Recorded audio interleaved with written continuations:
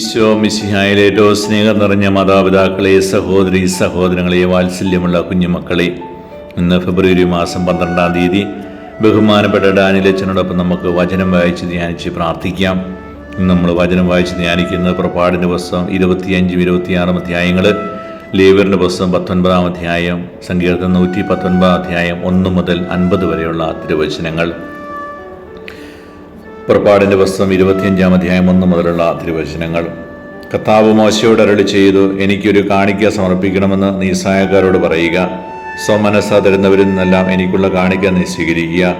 അവരിൽ നിന്ന് സ്വീകരിക്കേണ്ട കാഴ്ചദ്രവ്യങ്ങൾ ഇവയാണ്: സ്വർണം, വെള്ളി, ഓട്, നീലയും രുമവും അർണവുമായ നൂലുകൾ, നേർത്ത ചണത്തുണി, കോലാട്ടിൻ രോമം, ഊറക്കിട്ട മുട്ടാടിൻ തോല്, നിലക്കരടി തോല്, കരുവേലത്തടി, വിളക്കുകൾക്കുള്ള എണ്ണ, അഭിഷേക തൈലത്തിനുള്ള സുഗന്ധദ്രവ്യങ്ങൾ, ധൂപത്തിനുള്ള സുഗന്ധവസ്തുക്കൾ, എഫേദും ഉരസ്ത്രാണവും അലങ്കരിക്കാനുള്ള ഗോമേതക, വൈഡൂര്യ രത്നങ്ങൾ. ഞാൻ അവരുടെ ഇടയിൽ വസിക്കാൻ അവർ എനിക്കൊരു വിശുദ്ധ കൂടാരം സജ്ജമാക്കണം. ഞാൻ കാണിച്ചിരുന്ന മാതൃക അനുസരിച്ചായിരിക്കണം കൂടാരവും അതിലെ ഉപകരണങ്ങളും നിർമ്മിക്കുന്നത്. കരിവേല മരം കൊണ്ട് ഒരു പേടകം നിർമ്മിക്കണം. അതിന് 2.5 മുഴം നീളവും 1.5 മുഴം വീതിയും 1.5 മുഴം ഉയരവും ഉണ്ടായിരിക്കണം. ശുദ്ധി ചെയ്ത സ്വർണം കൊണ്ട് അതിൻ്റെ അകവും പുറവും പൊതിയണം.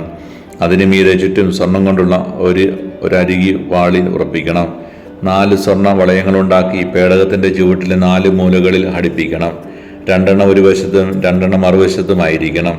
കരിവേലമരം കൊണ്ട് തണ്ടുകളുണ്ടാക്കി അവയും സ്വർണം കൊണ്ട് പൊതിയണം. പേടകം വഹിച്ചുകൊണ്ട് പോകാൻ പാർശ്വവളയങ്ങളിലൂടെ തണ്ടുകൾ ഇടണം. തണ്ടുകൾ എപ്പോഴും പേടകത്തിൻ്റെ വളയങ്ങളിൽ തന്നെ ഉണ്ടായിരിക്കണം. അവയിൽ നിന്ന് മാറ്റരുത്.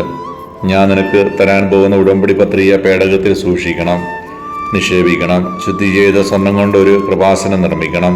അതിൻ്റെ നീളം 2.5 മുഴവും വീതി 1.5 മുഴവുമായിരിക്കണം. കൃപാസനത്തിൻ്റെ 2 അറ്റത്തുമായി അടിച്ചു പരത്തിയ സ്വർണം കൊണ്ട് 2 കെരൂബുകളെ നിർമ്മിക്കണം. കൃപാസനത്തിൻ്റെ 2 അറ്റത്തും അതിനോട് ഒന്നായി ചേർന്നിരിക്കത്തക്കവണ്ണം വേണം കെരൂബുകളെ നിർമ്മിക്കാൻ. കൃപാസനം മൂടത്തക്ക വിധം കെരൂബുകൾ ചിറകുകൾ മുകളിലേക്ക് വിരിച്ചു പിടിച്ചിരിക്കണം. കെരൂബുകൾ കൃപാസനത്തിലേക്ക് തിരിഞ്ഞ് മുഖാഭിമുഖം നിലകൊള്ളണം. കൃപാസനം പേടകത്തിന് മുകളിൽ സ്ഥാപിക്കണം. ഞാൻ നിനക്ക് തരാൻ പോകുന്ന ഉടമ്പടി പത്രിക പേടകത്തിനുള്ളിൽ നിക്ഷേപിക്കണം. അവിടെ വെച്ച് ഞാൻ നിന്നെ കാണും. കൃപാസനത്തിന് മുകളിൽ നിന്ന് സാക്ഷി പേടകത്തിന് മീതെയുള്ള കെരൂബുകളുടെ നടുവിൽ നിന്നും ഞാൻ നിന്നോട് സംസാരിക്കും. ഇസ്രായേലിന് വേണ്ടിയുള്ള എൻ്റെ കൽപ്പനകളെല്ലാം ഞാൻ നിന്നെ അറിയിക്കും. കരിവേലമരം കൊണ്ട് 2 മുഴം നീളവും 1 മുഴം വീതിയും 1.5 മുഴം ഉയരവുമുള്ള ഒരു മേശ ഉണ്ടാക്കണം. തനി സ്വർണം കൊണ്ട് അത് പൊതിയുകയും സ്വർണം കൊണ്ട് തന്നെ അതിന് അരികുപാളി പിടിപ്പിക്കുകയും വേണം.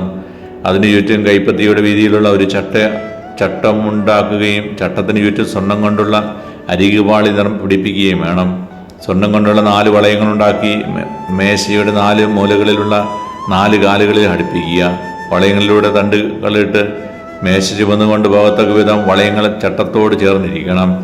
മേശ ചുമന്നുകൊണ്ട് പോകാനായി കരിവേലമരം കൊണ്ട് തണ്ടുകളുണ്ടാക്കിയ സ്വർണം കൊണ്ട് പൊതിയണം. താലങ്ങളും തളികകളും കലശങ്ങളും പാനീയ ബലിക്കുള്ള ചഷകങ്ങളും തനി സ്വർണം കൊണ്ട് ഉണ്ടാക്കണം. തിരുസാന്നിധ്യത്തിൻ്റെ അപ്പം എപ്പോഴും എൻ്റെ മുമ്പാകെ മേശപ്പുറത്ത് വച്ചിരിക്കണം. തനി സ്വർണം കൊണ്ട് ഒരു വിളക്ക് കാലുണ്ടാക്കണം. അതിൻ്റെ ചുവടും തണ്ടും ചഷകങ്ങളും മുകുളങ്ങളും പുഷ്പങ്ങളും ഒരേ തകിടിയിൽ തീർത്തായിരിക്കണം. ഒരു വശത്ത് നിന്ന് 3 മറുവശത്ത് നിന്ന് 3 എന്ന കണക്കിൽ വിളക്ക് കാലിൻ്റെ ഇരുവശത്തുമായി 6 ശാഖകളുണ്ടായിരിക്കണം. ഓരോ ശാഖയിലും ബദാം പൂവിൻ്റെ ആകൃതിയിൽ മുകുളങ്ങളോടും പുഷ്പദലങ്ങളോടും കൂടിയ 3 ചഷകങ്ങളുണ്ടായിരിക്കണം. വിളക്ക് തണ്ടിന്മേൽ ബദാം പൂവിൻ്റെ ആകൃതിയിൽ മുകുളങ്ങളും പുഷ്പലതങ്ങളും ചേർന്ന് 4 ചഷകങ്ങളുണ്ടായിരിക്കണം. വിളക്ക് കാലിൽ നിന്ന് പുറപ്പെടുന്ന 6 ശാഖകളിൽ ഓരോ ജോഡിയുടെയും അടിയിൽ ഓരോ മുകുളം എന്ന കണക്കിൽ 3 മുകുളങ്ങളുണ്ടായിരിക്കണം. അടിച്ചു വരുത്തിയ തനി സ്വർണത്തിൻ്റെ ഒരേ തകിടിലായിരിക്കണം മുകുളങ്ങളും ശാഖകളും എല്ലാം നിർമ്മിക്കുന്നത്. വിളക്ക് തണ്ടിന്മേലും അതിൻ്റെ ശാഖകളിന്മേലും വയ്ക്കാൻ വേണ്ടി 7 വിളക്കുകൾ ഉണ്ടാക്കണം. അവ വിളക്കുകാലിന് മുൻപിൽ പ്രകാശം വീശത്തക്ക വിധം സ്ഥാപിക്കണം. തിരിയണയ്ക്കാൻ ഉപയോഗിക്കുന്ന കത്രികകളും തട്ടകങ്ങളും തനി സ്വർണം കൊണ്ടുള്ളവയായിരിക്കണം. വിളക്കുകാലുകൾ ഉപകരണങ്ങളുമെല്ലാം കൂടി 1 താലന്ത് തനി സ്വർണം കൊണ്ട് വേണം നിർമ്മിക്കാൻ. മലയിൽ വെച്ച് തന്നെ ഞാൻ കാണിച്ച മാതൃകയിൽ ഇവയെല്ലാം നിർമ്മിക്കാൻ ശ്രദ്ധിക്കണം. പാടിൻ്റെ പുസ്തകം 26-ാം അധ്യായം 1 മുതലുള്ള തിരുവചനങ്ങൾ. 10 വിരികൾ കൊണ്ട് നീ വിശുദ്ധ കൂടാരം നിർമ്മിക്കണം. നീലം, ദുബ്രം, കടും ചുമപ്പ് എന്നീ നിറങ്ങളോടുകൂടി നെയ്തെടുത്ത നേർത്ത ചണവസ്ത്രം കൊണ്ടായിരിക്കണം വിരികൾ. കെരുവുകളെ കൊണ്ട് വിദഗ്ധമായി അലങ്കരിച്ചതുമായിരിക്കണം. ഒരു വിരിയുടെ നീളം 28 മുഴവും വീതി 4 മുഴവുമായിരിക്കണം. എല്ലാ വിരികളും ഒരേ അളവിലുള്ളതായിരിക്കണം. 5 വിരികൾ ഒന്നോടൊന്ന് ചേർത്ത് തുന്നണം. അതുപോലെ മറ്റേ 5 വിരികളും ആദ്യഗണ വിരികളിൽ ഒടുവിലത്തേതിൻ്റെ വക്കിൽ നീല നൂലുകൊണ്ട് വളയങ്ങൾ തുന്നിച്ചേർക്കണം. അപ്രകാരം തന്നെ രണ്ടാം ഗണം വിരികളിൽ അവസാനത്തേതിൻ്റെ വക്കിലും ആദ്യത്തെ വിരിയിൽ 50 വളയങ്ങൾ ഉണ്ടാക്കണം. രണ്ടാം ഗണം വിരികളിൽ അവസാനത്തേതിൻ്റെ വാക്കിലും 50 വളയങ്ങൾ ഉണ്ടാക്കണം. വളയങ്ങൾ ഒന്നിന് നേരെ ഒന്ന് വരത്തക്ക വിധത്തിലായിരിക്കണം. സ്വർണം കൊണ്ട് 50 കൊളുത്തുകൾ ഉണ്ടാകണം. ഇരുഗണം വിരികളും കൊളുത്തുകളും കൊണ്ട് യോജിപ്പിക്കുമ്പോൾ അതൊരു കൂടാരമാകും. കൂടാരത്തിൻ്റെ മുകൾ ഭാഗം മൂടുന്നതിനായി ആട്ടിൻ രോമം കൊണ്ട് 11 വിരികൾ ഉണ്ടാക്കണം. ഓരോ വിരിക്കും 30 മുഴം നീളവും 4 മുഴം വീതിയും ഉണ്ടായിരിക്കണം. 11 വിരികളും ഒരേ അളവിലായിരിക്കണം. 5 വിരികൾ യോജിച്ച് ഒരു ഗണവും 6 വിരികൾ യോജിച്ച് വേറൊരു ഗണവും ഉണ്ടാക്കുക. 6ാമത്തെ വിരി കൂടാരത്തിൻ്റെ മുൻഭാഗത്ത് മടക്കിയിടുക. 1ാമത്തെ ഗണം വരികളിൽ അവസാനത്തേതിൻ്റെ വക്കിൽ 50 വളയങ്ങളും 2ാം ഗണം വിരികളിൽ അവസാനത്തേതിൻ്റെ വക്കിൽ 50 വളയങ്ങളും തുന്നിച്ചേർക്കുക. ഓടുകൊണ്ടുള്ള 50 കൊളുത്തുകളുണ്ടാക്കി അവ വളയങ്ങളിലൂടെ ഇട്ട് കൂടാരം ഒന്നായി യോജിപ്പിക്കുക. അവശേഷിക്കുന്ന ഒരു പകുതി വിരി കൂടാരത്തിൻ്റെ പിന്നിൽ തൂക്കിയിടണം. മേൽവിരിയുടെ നീളത്തിൽ ഓരോ വശത്തും അവശേഷിക്കുന്ന ഓരോ മുഴുവൻ ഇരുവശങ്ങളും മറയ്ക്കാനായി തൂക്കിയിടണം. ഊറക്കിട്ട മുട്ടാടി തോലുകൊണ്ട് കൂടാരത്തിന് മൂടി ഉണ്ടാക്കണം. മൃദുലമായ തോലുകൊണ്ട് വേറൊരു ആവരണം ഉണ്ടാക്കണം. കരിവേല മരത്തിൻ്റെ പലകകൾ കൊണ്ട് കൂടാരത്തിൽ നിവർന്നു നിൽക്കുന്ന ചട്ടങ്ങൾ ഉണ്ടാക്കണം. ഓരോ പലകയുടെയും നീളം 10 മുഴവും വീതി 1.5 മുഴവും ആയിരിക്കണം. പലകകളെ തമ്മിൽ ചേർക്കുന്നതിന് ഓരോ പലകയിലും 2 കുടുമകൾ വീതം വേണം. എല്ലാ പലകകളും ഇങ്ങനെ തന്നെ ഉണ്ടാക്കണം. കൂടാരത്തിന് ചട്ടപ്പലകകൾ ഉണ്ടാക്കണം. തെക്ക് വശത്ത് 20 പലകകൾ, 20 പലകകളുടെ അടിയിലായി വെള്ളി കൊണ്ട് 40 പാദകുടങ്ങൾ ഉണ്ടാക്കണം. ഓരോ പലകയുടെ അടിയിലുള്ള 2 കുടുമകൾക്ക് 2 പാദകുടങ്ങൾ വീതം. കൂടാരത്തിൻ്റെ രണ്ടാം വശമായ വടക്ക് വശത്തേക്കായി 20 പലകകൾ നിർമ്മിക്കണം. ഓരോ പലകയ്ക്കുമിടയിൽ 2 വീതം വെള്ളി കൊണ്ട് 40 പാദകുടങ്ങൾ ഉണ്ടായിരിക്കണം. കൂടാരത്തിൻ്റെ പിൻഭാഗമായ പടിഞ്ഞാറ് വശത്തേക്കായി 6 പലകകൾ നിർമ്മിക്കണം. കൂടാരത്തിൻ്റെ പിൻഭാഗത്തെ 2 മലകൾക്കായി 2 പലകകൾ ഉണ്ടാകണം. അവയുടെ ചുവടുകൾ അകന്നു നിൽക്കണം. മുകളിൽ അവ ഒരു വളയം കൊണ്ട് യോജിപ്പിക്കണം. 2 പലകൾക്ക് ഇപ്രകാരം തന്നെ അവ 2 മൂലപ്പലകകളായിരിക്കും. അങ്ങനെ 8 പലകകളും ഓരോ പലകയുടെ അടിയിൽ 2 വീതം വെള്ളി കൊണ്ടുള്ള 16 പാദകുടങ്ങളും ഉണ്ടായിരിക്കണം. കരിവേല മരം കൊണ്ട് അഴികൾ ഉണ്ടാക്കണം. കൂടാരത്തിൻ്റെ ആദ്യവശത്തെ പലകൾക്ക് 5 അഴികൾ വേണം. കൂടാരത്തിൻ്റെ രണ്ടാമത്തെ വശത്തുള്ള പലകൾക്ക് 5 അഴികളും പിൻഭാഗമായ പടിഞ്ഞാറ് വശത്തുള്ള പലകൾക്ക് 5 അഴികളും ഉണ്ടാകണം. നടുവിലെ അഴിപ്പലകളുടെ മധ്യത്തിലൂടെ ഒരറ്റം മുതൽ മറ്റേ അറ്റം വരെ എത്തണം. പലകൾ സ്വർണം കൊണ്ട് പൊതിയണം. അഴികൾ കടത്തുന്നതിന് അവയെ സ്വർണം കൊണ്ട് വളയങ്ങൾ നിർമ്മിക്കണം. അഴികളും സ്വർണം കൊണ്ട് പൊതിയണം. മലയിൽ വെച്ച് കാണിച്ചെന്ന മാതൃക അനുസരിച്ചാണ് കൂടാരം പണിയേണ്ടത്. പിരിച്ച നൂൽ കൊണ്ട് നെയ്തതും നീലം, ദുംബ്രം, കടിഞ്ചമപ്പ് എന്നീ നിറങ്ങളുള്ള തൂമായ നേർത്ത ചണത്തുണി കൊണ്ട് ഒരു തിരശ്ശീല ഉണ്ടാക്കണം. അതിൽ കെരുവുകളെ തുന്നിച്ചേർക്കണം. കരിവേല മരം കൊണ്ട് പണിത് സ്വർണം പൊതിഞ്ഞ 4 തൂണുകളിൽ അത് തൂക്കിയിടണം. തൂണുകളുടെ കൊളുത്തുകൾ സ്വർണം കൊണ്ടും പാദകുടങ്ങൾ വെള്ളി കൊണ്ടും നിർമ്മിക്കണം. തിരശ്ശീല കൊളുത്തുകളിൽ തൂക്കിയിട്ടതിനു ശേഷം സാക്ഷിപേടകം അതിനുള്ളിലേക്ക് കൊണ്ടുവരണം. ഈ തിരശ്ശീല വിശുദ്ധലത്ത് നിന്ന് ശ്രീകോവിലിനെ വേർതിരിക്കും. ശ്രീകോവിലിൽ സാക്ഷിപേടകത്തിന് മുകളിൽ കൃപാസനം സ്ഥാപിക്കണം. തിരശ്ശീലയ്ക്ക് വെളിയിൽ മേശയ്ക്കെതിരെ കൂടാരത്തിൻ്റെ തെക്ക് വശത്ത് വിളക്കുകാലും സ്ഥാപിക്കണം. മേശ കൂടാരത്തിൻ്റെ വടക്ക് വശത്തായിരിക്കണം. നേർമയിൽ നെയ്ത്തതും നീലം, ദുബ്രം, കടിഞ്ചമപ്പ് എന്നീ നിറങ്ങളുള്ളതും ചിത്ര തുന്നലാൽ അലങ്കൃതമാകുമായ ചണവസ്ത്രം കൊണ്ട് കൂടാരവാതിലിന് ഒരു യവനിക ഉണ്ടാക്കണം. യവനിക തൂക്കിയിടുന്നതിന് കരിവേലമരം കൊണ്ട് ഒരു 5 തൂണുകൾ ഉണ്ടാക്കണം. അവ സ്വർണത്തിൽ പൊതിയണം. അവയ്ക്ക് സ്വർണ്ണ കൊളുത്തുകളും ഓടുകൊണ്ടുള്ള 5 പാദകുടങ്ങളും ഉണ്ടായിരിക്കണം. ലേവ്യർ 19-ാം അധ്യായം 1 മുതലുള്ള തിരുവചനങ്ങൾ. കർത്താവ് മോശയോട് അരുളി ചെയ്ത് ഇസ്രായേൽ സമൂഹത്തോട് പറയുക, നിങ്ങൾ പരിശുദ്ധരായിരിക്കുവിൻ, എന്തെന്നാൽ നിങ്ങളുടെ ദൈവവും കർത്താവുമായ ഞാൻ പരിശുദ്ധനാണ്. മാതാവിനെയും പിതാവിനെയും ബഹുമാനിക്കുകയും എൻ്റെ സാപത്ത് ആചരിക്കുകയും വേണം. ഞാനാണ് നിങ്ങളുടെ ദൈവമായ കർത്താവ്. വിഗ്രഹങ്ങളെ ആരാധിക്കുകയോ ദേവന്മാരുടെ വിഗ്രഹങ്ങൾ വാർത്തെടുക്കുകയോ ചെയ്യരുത്. ഞാനാണ് നിങ്ങളുടെ ദൈവമായ കർത്താവ്. കർത്താവിന് സമാധാന ബലി അർപ്പിക്കുമ്പോൾ നിങ്ങൾ സ്വീകാര്യരാകാത്ത വിധം അർപ്പിക്കുക. അർപ്പിക്കുന്ന ദിവസവും അതിനടുത്ത ദിവസവും നിങ്ങൾ അത് ഭക്ഷിക്കണം. 3-ാം ദിവസത്തേക്ക് എന്തെങ്കിലും അവശേഷിക്കുന്നെങ്കിൽ അത് ദഹിപ്പിച്ച് കളയണം. 3-ാം ദിവസം അത് ഭക്ഷിക്കുന്നത് നിന്ദ്യമാണ്. അത് സ്വീകാര്യമാവുകയില്ല. അത് ഭക്ഷിക്കുന്നവൻ കുറ്റക്കാരനായിരിക്കും. എന്നാൽ അവൻ കർത്താവിൻ്റെ വിശുദ്ധ വസ്തു അശുദ്ധമാക്കി അവൻ ജനത്തിൽ നിന്ന് വിച്ഛേദിക്കപ്പെടണം. നിങ്ങൾ ധാന്യം കൊയ്യുമ്പോൾ വയലിൻ്റെ അതിർത്തി തീർത്ത് കൊയ്തെടുക്കരുത്. കൊയ്ത്തിന് ശേഷം കാലാപെറുക്കുകയും അരുത്. മുന്തിരിത്തോട്ടത്തിലെ ഫലങ്ങളും തീർത്ത് പറിക്കരുത്. വീണ് കിടക്കുന്ന പഴം പെറുക്കിയെടുക്കുകയും അരുത്. പാവങ്ങൾക്കും പരദേശികൾക്കുമായി അത് നീക്കി വയ്ക്കുക. ഞാനാകുന്ന നിങ്ങളുടെ ദൈവമായ കർത്താവ്. നിങ്ങൾ മോഷ്ടിക്കുകയോ വഞ്ചിക്കുകയോ പരസ്പരം വ്യാജം പറയുകയോ അരുത്. എൻ്റെ നാമത്തിൽ കള്ളസത്യം ചെയ്യരുത്. നിങ്ങളുടെ ദൈവത്തിൻ്റെ നാമം അശുദ്ധമാക്കുകയും അരുത്. ഞാനാണ് കർത്താവ്. നിങ്ങളുടെ അയൽക്കാരെ മർദ്ദിക്കുകയോ കൊള്ളയടിക്കുകയോ അരുത്. കൂലിക്കാരന് വേദന നൽകാൻ പിറ്റേന്ന് രാവിലെ വരെ കാത്തിരിക്കരുത്. ചെകിടരെ ശപിക്കുകയോ കുരുടൻ്റെ വഴിയിൽ തടസ്സം വയ്ക്കുകയോ അരുത്. നിങ്ങളുടെ ദൈവത്തെ ഭയപ്പെടുക. ഞാനാണ് കർത്താവ്. അനീതിയായി വിധിക്കരുത്. ദരിദ്രനോട് ദാക്ഷിണ്യമോ ശക്തനോട് പ്രത്യേക പരിഗണനയോ കാണിക്കാതെ അയൽക്കാരെ നീതിപൂർവ്വം വിധിക്കണം. ഏഷ്ണി പറഞ്ഞു നൽകുകയോ അയൽക്കാരൻ്റെ ജീവനെ അപകടത്തിലാക്കുകയോ അരുത്. ഞാനാണ് കർത്താവ്.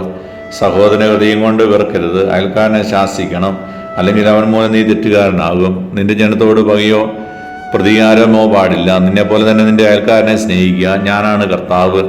നിങ്ങൾ എൻ്റെ കൽപ്പനകൾ അനുസരിക്കുവിൻ. ഒരു മൃഗത്തെ മറ്റിനത്തിൽ നിന്ന് പെട്ട മൃഗവുമായി ഇണ ചേർക്കരുത്. വയലിൽ വിത്തുകൾ കലർത്തി വിതയ്ക്കരുത്. ചണവും കമ്പിളിയും നേർത്ത് നെയ്തെടുത്ത വസ്ത്രങ്ങൾ ധരിക്കുകയും അരുത്. ഒരു പുരുഷന് വിവാഹസമ്മതം നൽകിയിട്ടുള്ളവളും എന്നാൽ വീണ്ടെടുക്കപ്പെടാത്തവളും സ്വാതന്ത്ര്യം ലഭിക്കാത്തവളുമായ ഒരു ദാസിയോടുകൂടെ ഒരുവൻ ശയിച്ചാൽ അന്വേഷണം നടത്തി അവരെ ശിക്ഷിക്കണം. എന്നാൽ അവർക്ക് മരണശിക്ഷ വിധിക്കരുത്. എന്തെന്നാൽ അവൾ സ്വതന്ത്രയായിരുന്നില്ല. അവൻ തനിക്ക് വേണ്ടി സമാഗമ കൂടാരത്തിൻ്റെ വാതിൽക്ക് പ്രായശ്ചിത്ത ബലിയായി ഒരു മുട്ടാടിനെ കർത്താവിന് സമർപ്പിക്കണം. പുരോഹിതൻ പ്രായശ്ചിത്ത ബലിക്കുള്ള മൃഗത്തെ കർത്താവിന് മുമ്പിൽ സമർപ്പിച്ച് അവന് വേണ്ടി പാപപരിഹാരം ചെയ്യണം. അപ്പോൾ അവൻ ചെയ്ത പാപം ക്ഷമിക്കപ്പെടും. നിങ്ങൾ ദേശത്ത് വന്ന് ഫലവൃക്ഷങ്ങൾ നട്ടുപിടിപ്പിക്കുമ്പോൾ 3 വർഷത്തേക്ക് അവയുടെ ഫലങ്ങൾ വിലക്കപ്പെട്ടതായി കണക്കാക്കണം. അവ നിങ്ങൾക്ക് ഭക്ഷിക്കരുത്. 4-ാം വർഷം കർത്താവിൻ്റെ സ്തുതിക്കായി സമർപ്പിക്കുന്നതിന് അവയുടെ ഫലമെല്ലാം പരിശുദ്ധമായിരിക്കും.